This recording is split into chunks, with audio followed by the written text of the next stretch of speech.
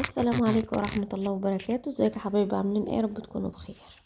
يا صباح الهمة وصباح النشاط. تعالوا بقى نشوف هنعمل ايه او عملنا ايه. دي كان عندي 6 فرخات باقيين من الفراخ، طلعت كده جبتهم. إيه، حطيت مية على البوتاجاز تحت هنا في الشقة، طلعت دبحتهم ورحت منضفاهم كده وانا واقفة على الحوض. تمام. قلت بقى ايه، افتحهم كده. انا عاد عليهم الاول قبل ما افتحهم لو فيهم اي حاجه لسه بواقي من الريش ولا كده، وبعدين افتح معاكم كده بقى ايه على نظافه. حبيتش اصور لكم المعركه الاولانيه مع ان الدنيا ما كانتش يعني ايه، بس قلت ايه برضو يعني عشان في ناس إيه بتقرف من الحاجات دي. تمام كده. بدأت بقى نسمي الله، اللهم صل وسلم وبارك على سيدنا محمد. بدأت افتح الفراخ اهو.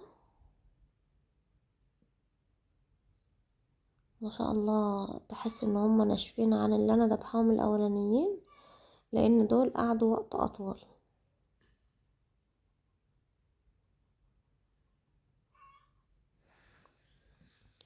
عايزة قبل اي حاجة تصلي على النبي، اللهم صل وسلم وبارك على سيدنا محمد.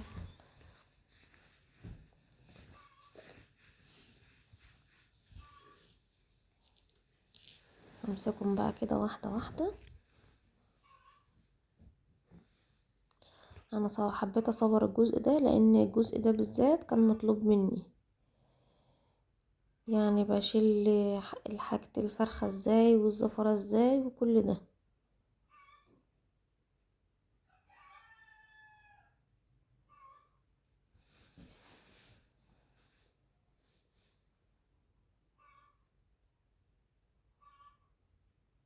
طلع بقى الكبدة والقنصة. شطورة يا بسبوسة.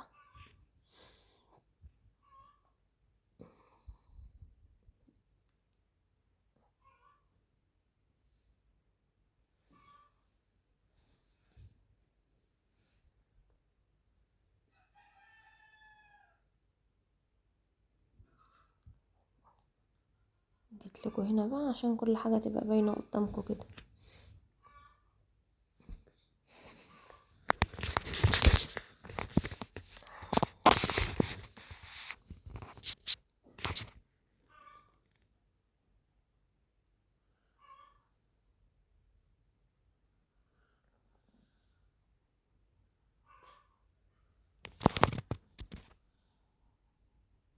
هنا دي فيها عرق كده لازم يتشال. اهم حاجة انا بحب اشتغل تحت المية كده.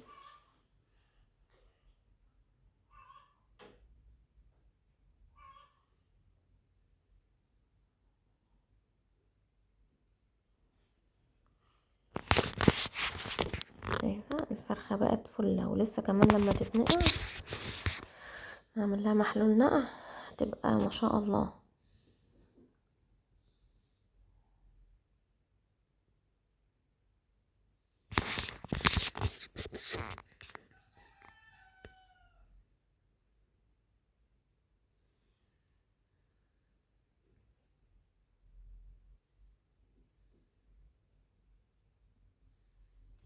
اصلا بالنسبة للناس اللي بتربي الفراخ في الصيف ما بتشيلش اوزان زي الشتاء.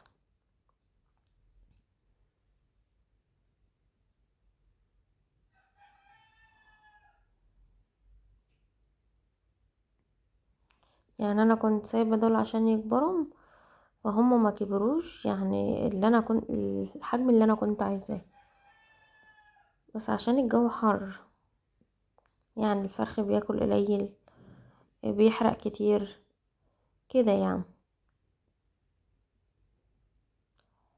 واحنا بالنسبة لنا ما بنحبش اساسا الفراخ الكبيرة عشان بتبقى ناشفة قوي، واحنا كل واحد بقى زي ما بيحب.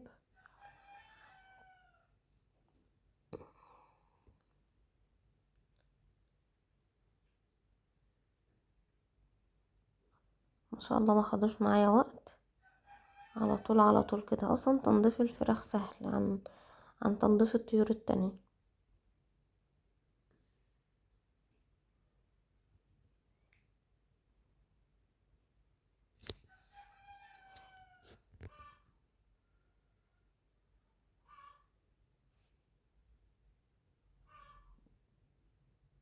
امسك كل واحدة كده اخليها فل شمعة منورة. ايوه، دي معايا كده اخر واحدة اهي.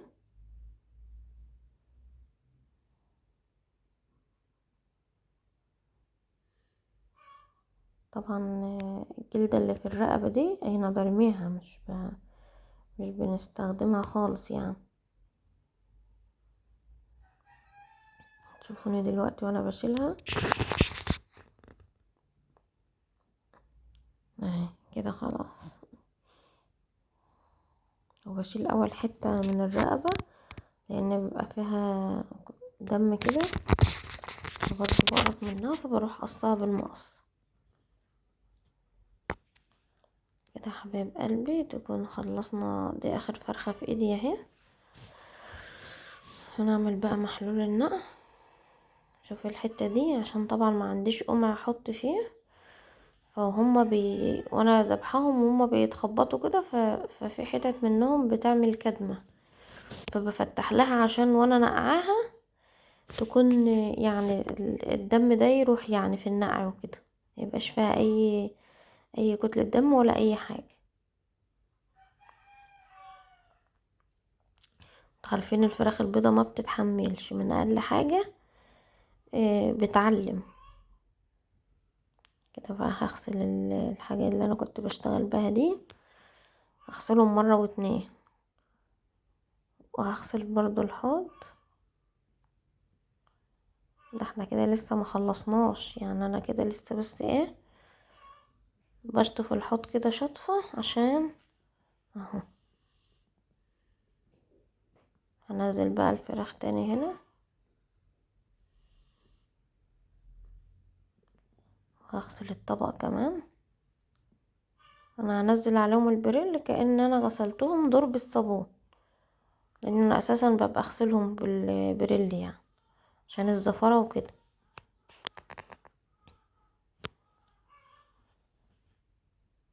انا بقى هحط دقيق، مية وملح وسكر وليمون.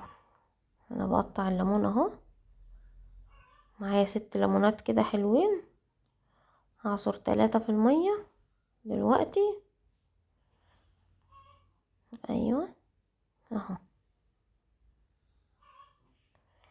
وبعدين بقى هشطف الفراخ كده شطفة حلوة كويسة، عشان خلاص بقى احنا هننقع، مقعدناش هنعمل حاجة تاني. شاطرة يا بسبوسة، اوريكوا قلبها، بقولكوا شوفوا بقى تفلة من بره ومن جوه.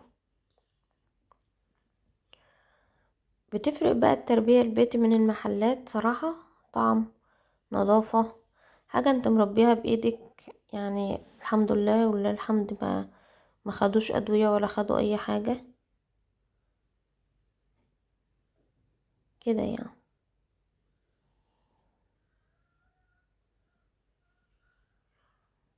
وانا جيت في اخر فترة قبل ما اذبح، كنت بعمل لهم عيش على ذرة على شوية علف صغننين كده يعني، نشفهم، بس طعمهم تحفة تحفة تحفة.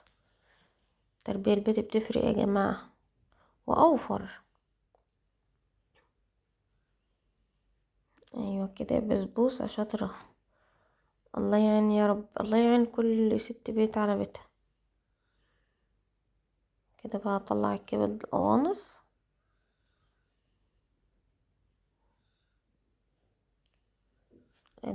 ادي بقى هحصر بقية الليمون كمان. ما شاء الله الريحة ما كانش ريحة اي زفرة نهائي يعني. انا كنت شامة ريحة الليمون كده والدقيق والحاجة، كان ريحتهم ما شاء الله.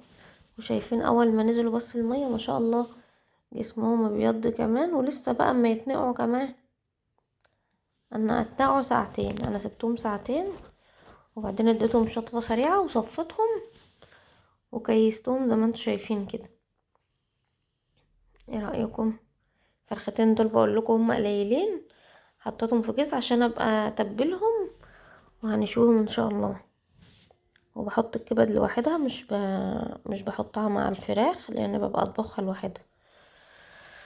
ولو جديدة معايا في القناة ما تنسوش تشتركي وتفعلي الجرس عشان يوصلك كل جديد. والسلام عليكم ورحمة الله وبركاته.